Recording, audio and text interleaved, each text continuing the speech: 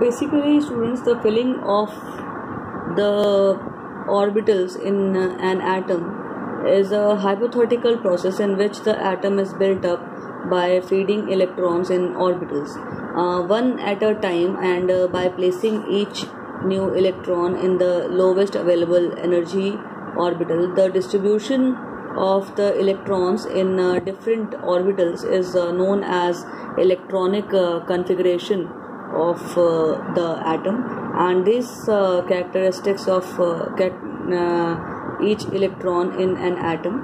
And basically for this there are certain principles, or you can say there are certain rules which govern the electronic configuration of an atom.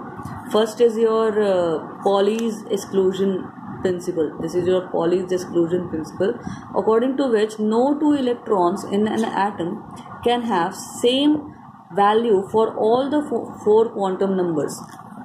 Okay, for all the quantum numbers, there are four quantum numbers as you had studied in the earlier video, which were your principal quantum number, azimuthal quantum number, magnetic quantum number, and spin quantum number. Okay, so this principle basically states that no two electrons can have the same set of the four quantum numbers. Okay, so basically if it is like this, then we can say that two electrons can have at least the same subshell, or the same shell, or the same orbital, but it cannot have the same spin.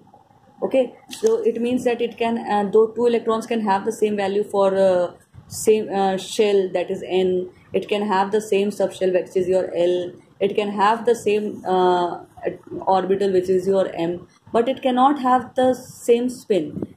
The spin is basically has two values, that is your plus half or minus half. So in that case, the electron has either the spin of plus half, or it can have the spin of minus half. Okay, so in that case it has only two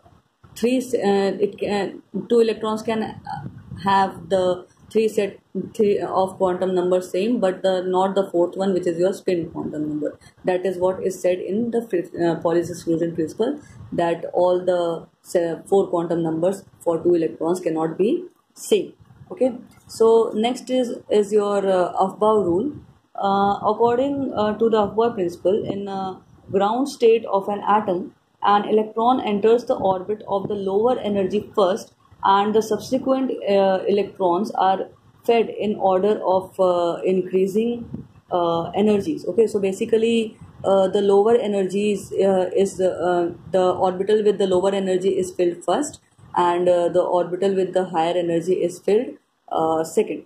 Okay, so on the basis of he had distributed the energies of the various orbitals. Okay, so this is basically the diagram of the energy, different energy levels. This is the schematic diagram to remember the sequence of the filling of the atomic orbitals.